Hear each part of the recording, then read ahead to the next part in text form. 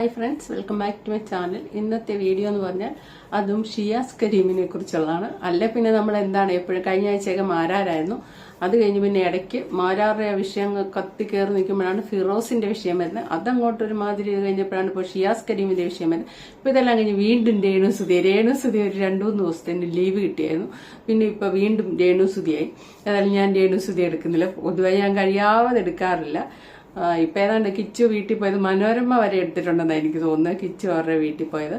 ഇപ്പൊ ഷിയാസ് കരീമിന്റെ ഒരു വിഷയം എടുക്കുന്നത് ഏതാണെന്ന് ചോദിച്ചാൽ, ഞാൻ എന്റെ ചാനലിലല്ല വേറെ ചാനലിലൊക്കെ പോയി നമ്മൾ നോക്കുമ്പോഴേ അനുമോളെ ഓർത്ത് കേഴുന്ന പ്രേക്ഷകർ, അതായത് അനുമോളെ ഇഷ്ടപ്പെടുന്ന കുറെ പ്രേക്ഷകരാണ്. ഞാനും അനുമോളെയാണ് സപ്പോർട്ട് ചെയ്ത് വീഡിയോ ഇട്ടിരുന്ന റിവ്യൂ ഇടുമ്പോൾ. പക്ഷെ എന്നാലും അതിന്റെയൊക്കെ ചില റിയാലിറ്റികൾ നമുക്കറിയാം. വീഡിയോ സപ്പോർട്ട് ചെയ്തിടുകയൊക്കെ ചെയ്യുമെങ്കിൽ ഓരോരുത്തരുടെയും ക്യാരക്ടറൊക്കെ നമുക്കറിയാം. ഇതിൻ്റെ അകത്ത് അനുമോൾക്ക് 1,40,000 രൂപ ഷിയാസ് കരീം കൊടുക്കാനുണ്ടെന്ന് ഒന്ന് പറയുന്ന ഒരു വോയിസ് ഉണ്ട്. അത് കേട്ടോടുകൂടിയോ ഞങ്ങളുടെ അനുമോള് ഷിയാസുമായിട്ട് കൂടിയെന്ന് അനുമോളെ അവൻ പെടുത്തുമെന്നും പറഞ്ഞു. തേങ്ങയാണ്, ഒന്നും ഉണ്ടാകാൻ പോകുന്നില്ല. അനുമോൾ എന്ന വ്യക്തി ഈ ഫീൽഡിൽ വന്നിട്ട് ഇത്ര കാലമായി. ഈ ഫീൽഡിൽ നിന്ന് നിൽക്കാൻ അറിയാൻ മേലാത്തവരൊക്കെ ഔട്ടായി പോകും. ഇതിൻ്റെ ഉള്ളിലെ തരികടകളെല്ലാം പഠിച്ചവർ മാത്രമേ മുന്നോട്ട് പോകുള്ളൂ. അത് ആദ്യം നിങ്ങൾ മനസ്സിലാക്കുക. ഇപ്പൊ വരുന്ന മീഡിയക്കാര് ചോദിക്കുന്നതിന് പോലും അപ്പൊ തന്നെ ഓൺ ദ സ്പോട്ടിൽ മറുപടി പറഞ്ഞു പോകുന്ന ആളാണ് അനുമോള്. അനുമോൾ എവിടെ അങ്ങനെ തോക്കാറൊന്നും സത്യത്തില്ല. അനുമോൾക്ക് ഈ ഫീൽഡിൽ എങ്ങനെ നിൽക്കണം, ആരെ അടിപ്പിക്കണം, ആരെ മാറ്റിവിടണം, ഇതെല്ലാം നല്ലപോലെ അറിയാം. അനുമോള വന്ന ഇടയ്ക്ക് വിനു കുറച്ച് ആള് ഒട്ടി കൂടെ നടന്നപ്പോ എല്ലാവരും കമന്റ് ഇട്ടു, അയ്യോ അനുമോളെ ഇത് ദോഷം ഇത് കൂടെ കൊണ്ടു നടക്കരുത്. അത് എവിടെ ഒഴിവാക്കണം, എത്ര നാൾ കൂടെ നിർത്തണം, ഇതെല്ലാം പുള്ളിക്കാരത്തേക്ക് അറിയാം.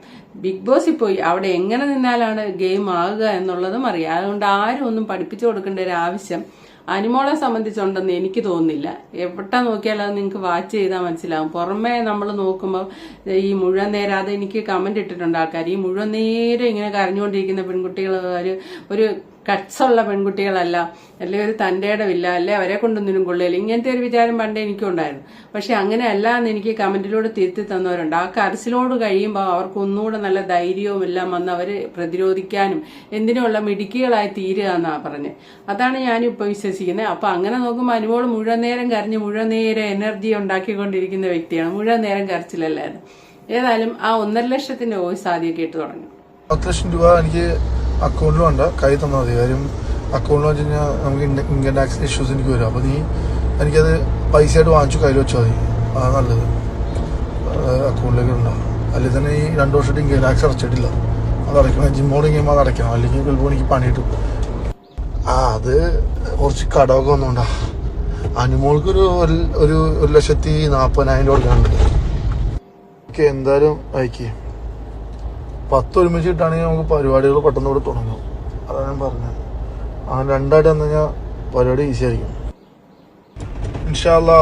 അത് ജിം എന്തായാലും ഞാൻ സെറ്റാക്കി. ഞാൻ നിന്റെ 20,00,000 രൂപ ശരിക്കും ഈ ഒരു വോയിസിൽ നിങ്ങൾ മനസ്സിലാക്കുന്ന പരസ്യമായിട്ട് ആ ഒരു സ്ത്രീയോട് പറയാണ് ചെയ്യുന്ന കടങ്ങളുടെ ലിസ്റ്റ്. ബാങ്കിൽ വേറെയുള്ള വോയിസിലൊക്കെ ഉണ്ട്. 5,00,000 രൂപ പേഴ്സണൽ ലോൺ ഉണ്ട്, വണ്ടിയുടെ ലോൺ ഉണ്ട്, പിന്നെ ജിമ്മ് ഉണ്ടാക്കണം, പിന്നെ എന്താണ് പർദ്ദയിട്ട് വരുന്ന സ്ത്രീകൾക്ക് മാത്രം ജിമ്മ്, അത് മറുനാടൻ പറഞ്ഞ അങ്ങനെ കുറെ കാര്യങ്ങൾ പറഞ്ഞ് ഈ സ്ത്രീ ഇവരൊരു വ്യവസായിയും കൂടെയാണ്. ഈ സ്ത്രീയിൽ നിന്ന് കാശ് മേടിക്കാനാണ് നോക്കുന്നത്. ആ മേടിക്കാൻ നോക്കുന്ന ലിസ്റ്റ് പറയുമ്പോൾ കൊടുക്കാനുള്ള കടത്തിന്റെ കൂടെയാണ്, നിങ്ങളത് മനസ്സിലാക്കുക, കടത്തിന്റെ കൂടെയാണ് അനുമോളുടെ കാശിന്റെ കാര്യം പറയുന്നത്.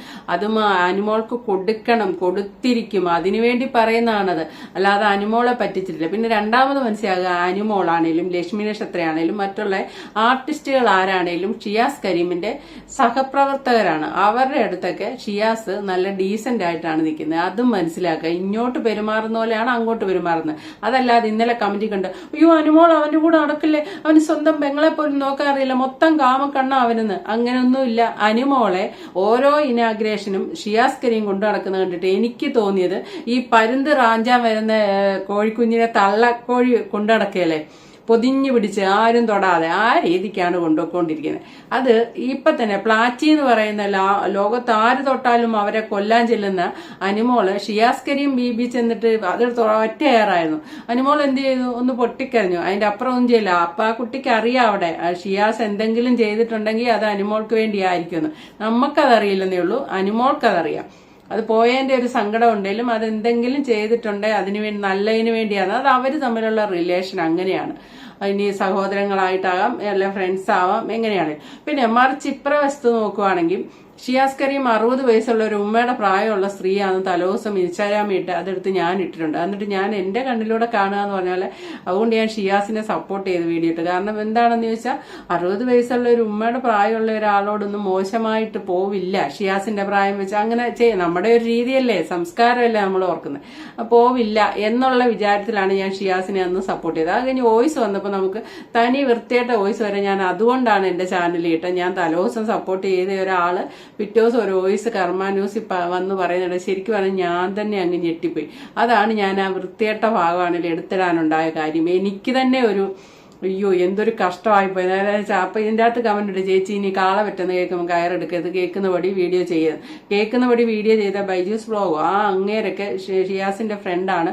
പക്ഷെ അങ്ങേരൊക്കെ ഒരുമാതിരി സോഷ്യൽ മീഡിയയിൽ ഉണ്ടാകുന്ന ഇങ്ങനെ അനീതിയായിട്ടുള്ള കാര്യത്തിന് വേണ്ടി സംസാരിക്കുന്ന ഒരു വ്യക്തിയാണ്. ആ വ്യക്തി വരെ ഷിയാസിനെ സപ്പോർട്ട് ചെയ്തപ്പോൾ പിന്നീട് ഞാൻ അറിയുന്ന അവര് സുഹൃത്തുക്കളാന്നൊക്കെയുള്ള പിന്നെ അറിയാം. അപ്പൊ അവര് സപ്പോർട്ട് ചെയ്തപ്പോൾ ഞാൻ ഓർത്ത് പിന്നെ 60 വയസ്സുള്ള സ്ത്രീയോട് ഒരു കാരണവശാലും ഷിയാസൊക്കെ ഇങ്ങനെ പെരുമാറുമോ അല്ലെങ്കിൽ ഇങ്ങനെ സംസാരിക്കുമോ എന്നൊന്നും വിചാരിച്ചില്ല. എന്റെ കണ്ണിലൂടെ നോക്കിയപ്പോൾ അങ്ങനെയാണ്. നമ്മൾ ഓരോരുത്തരെയും ലോകം കാണുന്നത് നമ്മുടെ കണ്ണിലൂടെയാന്ന് പറയുന്നത് ഇവിടെയാണ്.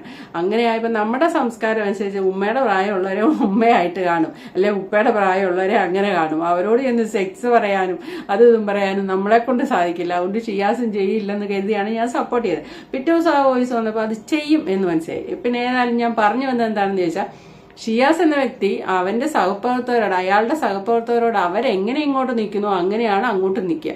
ഒരു സംശയം വേണ്ട, അനുമോളോടൊന്നും ഒരു മോശവും ചെയ്യത്തുമില്ല. അനുമോളെയൊക്കെ എന്നും കെയർ ചെയ്തൊരു നല്ല കെയർ ഏട്ടായി ആയിട്ട് മുന്നോട്ട് പൊക്കോളൂ. പൈസ വല്ലതും കൊടുക്കൽ വാങ്ങലുകളുണ്ട് അതും അപ്പൊ തന്നെ കൊടുത്തോളൂ. ഇപ്പൊ തന്നെ ഇനാഗ്രേഷൻ വന്ന അനുമോളോട് ചോദിക്കുമ്പോൾ അനുമോള് പറയുന്ന മറുപടിയേക്ക്.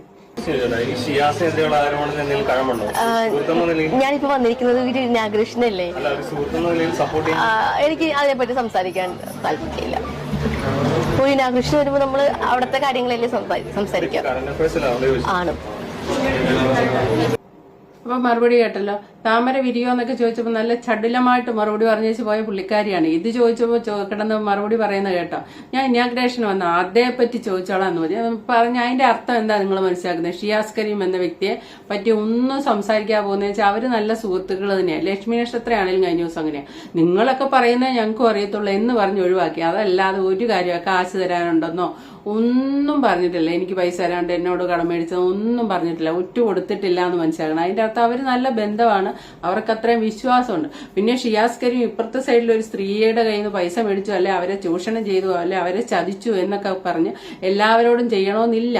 അതിന്റെ കാര്യം എന്താണെന്ന് വെച്ചാൽ ഞാൻ ഇന്നലെ പറഞ്ഞ പോലെ ഷിയാസ് കരീം ബോഡി കാണിച്ചാണ് പൈസ ഉണ്ടാക്കുന്നത്. മറ്റേ സബ്സ്ക്രിപ്ഷനിൽ സ്ത്രീകൾ വന്ന് ബോഡി കാണിക്കുന്നത്. ഷിയാസ് കരീമിന്റെ ബോഡി കാണിച്ച് ജിമ്മിൽ വന്ന് ചേർന്നിട്ട് ബോഡി കണ്ട് ഷർട്ടൊക്കെ ഇടാതെയൊക്കെ ബോഡി കാണിച്ചിട്ട് ആ ബോഡി കണ്ട് ആകർഷണം തോന്നുന്ന പണച്ചാക്കുകളായ പെണ്ണുങ്ങളെയാണ് സെലക്ട് ചെയ്യുന്നത്.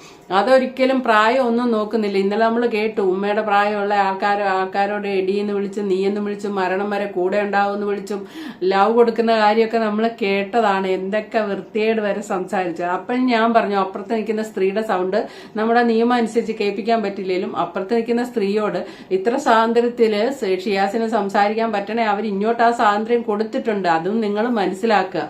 ഒരു സൈഡിലത്തെ സംസാരം നമ്മൾ കേൾക്കുന്നുള്ളൂ, അപ്പുറത്തെ സൈഡിൽ ആ പെണ്ണിന്റെ ആ സ്ത്രീയുടെ സൗണ്ട് നമുക്ക് കേൾക്കാൻ നമ്മുടെ ഇന്ത്യൻ നിയമം അനുസരിച്ച് പറ്റത്തില്ല. പക്ഷേങ്കിൽ അപ്പം മനസ്സിലാക്കണം, ഒരു സൈഡിലെ വോയിസ് കേൾക്കുമ്പോൾ അപ്പുറത്തെ സൈഡിൽ അത് അതിന്റെ ബാക്കി എന്തായിരിക്കാൻ പറഞ്ഞിരിക്കുക, അല്ലെ അപ്പൊ അത് പറയാനുള്ള സ്വാതന്ത്ര്യമുണ്ട്, അല്ലെ അത് അവരെ തമ്മിലുള്ള റിലേഷൻ അങ്ങനെയാണ്. അതുകൊണ്ടാണ് അത്രയും മനസ്സിലാക്കാനുള്ള ബുദ്ധി മലയാളിക്കില്ലേ.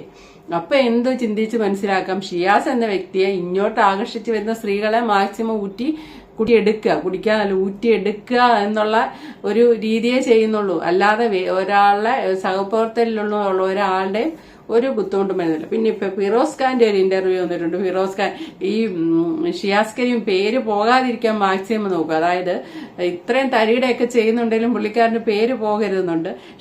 ഫിറോസും സജനയും തമ്മിൽ വേർപിരിയാനുണ്ടായ കാരണം ഷിയാസാന്ന് പറഞ്ഞ ന്യൂസ് വന്നായിരുന്നു. അത് വെറുതെ ഒരു ഗോസിപ്പ് വന്നാണ്. അപ്പൊ പിന്നീട് ഫിറോസുമായിട്ട് ഏതെങ്കിലും സ്റ്റേജ് പങ്കിട്ടാതെ അതിന്റെ ക്യാമറ വരും, അവര് ചോദിക്കും അയ്യോ അതെന്റെ ഇമേജിനെ ബാധിക്കും എന്നുള്ള വല്ലാത്ത പേടി മറ്റേ ഷിയാസ് കരീമിനോട് ഫിറോസ് ഒരു ഇന്റർവ്യൂ പറയുന്നത് കേൾക്കാം. ഫാഷനിൽ പിന്നെ ഗസ്റ്റായിട്ട് ഇങ്ങനെയുള്ള പല മേഖലകൾ ടച്ച് ചെയ്ത് പോകുമ്പോഴാണ് നമുക്ക് മുന്നോട്ട് ജീവിതം പോകുള്ളൂ. അപ്പം ഇപ്പോൾ റീസെൻ്റായിട്ട് വന്ന ഈ ഒരു 2-3 ഫാഷൻ ഷോ, അതിലൊരു 2 ഫാഷൻ ഷോയ്ക്ക് ഗസ്റ്റായിട്ട് എന്നെ വിളിച്ചിട്ട് അതിൻ്റെ അഡ്വാൻസ് വരെ തന്നതാണ്. അപ്പോൾ അവരെൻ്റെ അടുത്ത് വിളിച്ചപ്പോൾ ചോദിച്ചു, ഷിയാസ് കരീം ആ ഷോയ്ക്ക് വരുന്നുണ്ട്. ഓൾറെഡി ഷിയാസ് കരീമിൻ്റെ പേര് നേരത്തെ അവർ, കാരണം സ്ഥിരം ഫാഷൻ ഷോകളിലെ ഒരു സ്ഥിര സാന്നിധ്യമാണ് അദ്ദേഹം. അപ്പോൾ അദ്ദേഹത്തിനെ ഗസ്റ്റായിട്ട് അവിടെ വിളിച്ചിട്ടുണ്ട്. അപ്പോൾ എൻ്റെ അടുത്ത് ആ പോസ്റ്റർ ഇറങ്ങി. അപ്പോൾ പോസ്റ്റർ ഇറങ്ങി ഒരു 3-4 ദിവസം കഴിഞ്ഞിട്ടാണ് അവർ എന്നെ സെലക്ട് ചെയ്യുന്ന ഒരു സ്പോൺസർ വന്നപ്പോഴത്തേക്ക്. അപ്പോൾ അവർ പറഞ്ഞു, ഫിറോസിന് ഇതിലേക്ക് വരാൻ താല്പര്യമുണ്ടോ, ഇങ്ങനെ ഷിയാസ് ഉണ്ട്. ഞാൻ പറഞ്ഞു, ഷിയാസ് ഉള്ളതിനെന്ത്, മാധ്യമങ്ങൾ അങ്ങനെ പലതും പറഞ്ഞു തന്നിട്ട് എനിക്ക് അദ്ദേഹവുമായിട്ട് ഒരു വിരോധമില്ല. ഇനി വിരോധമുണ്ടെങ്കിൽ പോലും ഞാൻ എൻ്റെ തൊഴിലാണത്. ഒരു വേദിയിൽ വരുന്നതിന് എന്തിന്, നമ്മൾ എന്തിനാണ് പേടിച്ചോടുന്നത്? ഈ അതായത് ഭീരുക്കളാണ് എപ്പോഴും ഒരാളുണ്ടെന്ന് പറഞ്ഞിട്ട് പേടിച്ചോടുന്നത്. എനിക്ക് അതിൻ്റെ ആവശ്യമില്ല. ഞാൻ പേടിക്കുന്ന സൃഷ്ടാവിനെ മാത്രമേ ഉള്ളൂ. പിന്നെ സ്നേഹം കൊണ്ട് എന്നെ സ്നേഹിക്കുന്നവരെ പേടിക്കും, അത്രയേ ഉള്ളൂ. അല്ലാതെ ഞാൻ ആരെ ലോകത്ത് പേടിക്കാത്ത ആളാണ്. കാരണം ഞാൻ ഒരു തെറ്റും ചെയ്യാത്ത ഒരാളാണ്. അപ്പം ഞാൻ അങ്ങനെ പറഞ്ഞിട്ട് ഫോട്ടോ അയച്ചു കൊടുത്ത് അവർ അഡ്വാൻസ് ഇട്ട് വന്നു. അത് കഴിഞ്ഞപ്പോഴത്തേക്ക് ഈ വ്യക്തി ഇത് അറിഞ്ഞിട്ട്, ഷിയാസ് കരീം എന്ന് അറിഞ്ഞിട്ട് അവരെടുത്ത് വിളിച്ച് പറയുന്നു, ഫിറോസ് ഉണ്ട്, എനിക്ക് വരാൻ പറ്റില്ല, അങ്ങനെയാണെങ്കിൽ നിങ്ങൾ എന്നെ അങ്ങ് മാറ്റിക്കോ. കാരണം അങ്ങനെ പിന്നെ മാറ്റില്ല, കാരണം ഓൾറെഡി ഫോട്ടോ വന്നു, അത് അദ്ദേഹത്തിന് വ്യക്തമായിട്ട് അറിയാം. അത് മാത്രമല്ല, ഞങ്ങൾ രണ്ടുപേരും വന്നു കഴിഞ്ഞാൽ വളരെ ബാലിഷ്യമായുള്ള ഡയലോഗുകൾ എനിക്ക് തോന്നി. ഞങ്ങൾ രണ്ടുപേരും വന്നു കഴിഞ്ഞാൽ ക്യാമറക്കാരെല്ലാം ഞങ്ങളെ സൂം ചെയ്യും, പിന്നെ അത് വലിയൊരു ചർച്ചാ വിഷയമാവും. ഇപ്പം ഞാൻ ആലോചിക്കുകയാണ്, ഈ 3.5 കോടി ജനങ്ങൾ കിടക്കുകയാണ്, എത്രയോ സെലിബ്രിറ്റീസ് ലെവലിൽ നിൽക്കുന്നവരുണ്ട്. ഈ ഷിയാസ് എന്താണ്, ഞാൻ എന്താണ്? നമ്മളെ ക്യാമറക്കാരെല്ലാം കൂടെ ഒന്ന് സൂം ചെയ്ത് നാളത്തെ വിഷയമാവാൻ നാട്ടുകാർക്ക് ഒരുപാട് കാര്യങ്ങളുണ്ട്. ഇതിൻ്റെ അകത്ത് ഫിറോസ് ഖാൻ ഇതിന്റെ ബാക്കി പറയുന്നത് എന്താണെന്ന് ചോദിച്ചാൽ, ഇങ്ങനെ അവസരങ്ങൾ വരുമ്പം അത് ഫിറോസിന്റെ അവസരങ്ങൾ തട്ടിക്കളയുന്ന രീതിയിലേക്കാണ് പോകുന്നത്. കാരണം ഫിറോസ് വന്ന ഷിയാസ് കരീം വരില്ല എന്നുള്ളത്. അപ്പൊ പുള്ളിക്കാരൻ ഇത് അന്നമാണ്, അതായത് ഫിറോസിന് ഇതിൽ നിന്ന് അരി മേടിക്കണം, പൈസ മേടിച്ചിട്ടാണ് പോകുന്നത്. പക്ഷെ ഷിയാസ് കരീം ഇത് ഫ്രീ ആയിട്ടാണ് പോകുന്നത് ഫാഷൻ ഷോയില്, പൈസ മേടിക്കാറില്ല. പക്ഷെ ഇങ്ങനെ അവസരങ്ങൾ തട്ടിക്കളയും ഫിറോസിന് പിന്നെ അവസരം ഇല്ലാ വരികയല്ലേ. അപ്പൊ പിന്നെ എന്ത് ചെയ്യുന്ന, സജനെ വിളിച്ചു. സജന എന്നിട്ട് ഷിയാസ് കരീമിനെ വിളിച്ചു, കാര്യങ്ങൾ പറഞ്ഞു. അപ്പൊ ഷിയാസ് കരീം നേരെ ഫിറോസിനെ വിളിച്ചു. എന്നിട്ട് അവർ തമ്മിൽ സംസാരിക്കും, വാട്സാപ്പ് കോളോ അങ്ങനെ എങ്ങാണ്ട് വിളിച്ച് സംസാരിക്കുമ്പോൾ അമ്പിനും വില്ലിനും അടുക്കുകയല്ല ഷിയാസ് കരീം. പുള്ളിക്കാരൻ ഇമേജ് ഭയങ്കര നോട്ടായി. ക്യാമറയും മീഡിയ ഒക്കെ വരുന്ന കൂടെ നമ്മൾ രണ്ടുപേരൂടെ ഒരു സ്റ്റേജ് പങ്കിടാൻ പറ്റില്ല എന്ന് പറയുന്നത്, വേറെ പ്രത്യേകിച്ച് കാര്യമൊന്നുമില്ല.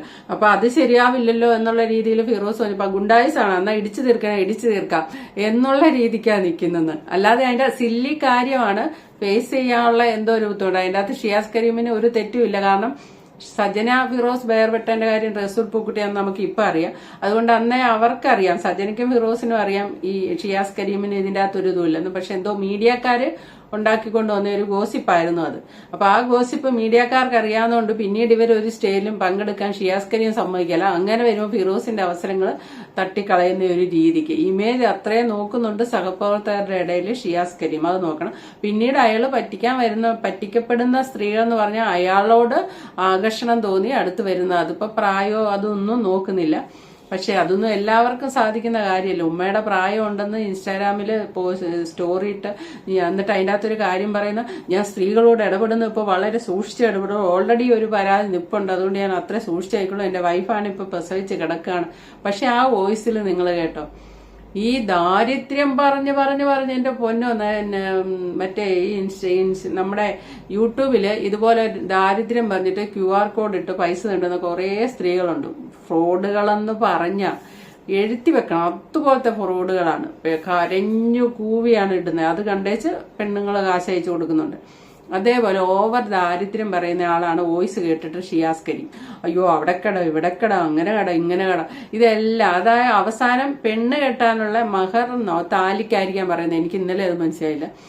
താലി വാങ്ങാൻ പോലും ഈ സ്ത്രീയോടാണ് കാശ് മേടിച്ചിരിക്കുന്നത്, താലി വാങ്ങാൻ പോലും. അപ്പൊ ഒരു വ്യക്തിത്വം ഇല്ല, പൈസ പൈസ പൈസ, ഇത്രയും മാത്രമേ ഉള്ളൂ. പൈസയ്ക്ക് വേണ്ടി ഏത് ബന്ധവും ഉപയോഗിക്കുന്നു, അങ്ങനെ മനസ്സിലാക്കാൻ പറ്റുള്ളൂ. അതിൻ്റെ അകത്ത് പ്രായത്തിന്റെ, ഒരു ഉമ്മയുടെ പ്രായമുള്ള സ്ത്രീയോ ഞാൻ അവരെ അങ്ങനെ കാണണം അല്ല ഇങ്ങനെ കാണണം, എടി പൊടി എന്നൊക്കെയല്ല അതിൻ്റെ അകത്ത് വിളിക്കുന്നത്. അങ്ങനെ ഒന്നും അങ്ങനത്തെ ഒരു ആദർശവും എത്തിസൊന്നും ഉള്ളതായിട്ട് പുള്ളി കാണുന്നില്ല. പിന്നെ പുള്ളിയുടെ ഇവരാ സ്വഭാവമാവാം, ഇവര് വളരെ മോശ സ്വഭാവമാണ്, ഇവരങ്ങനെയാണ്, ഇവരിങ്ങനെയാണ്, ഇവര് സൈക്കോ ആണ്, ഇതൊക്കെ പറയുന്നുണ്ടാവാം മറു സൈഡ് നിൽക്കുന്ന സ്ത്രീയെ കുറിച്ച്.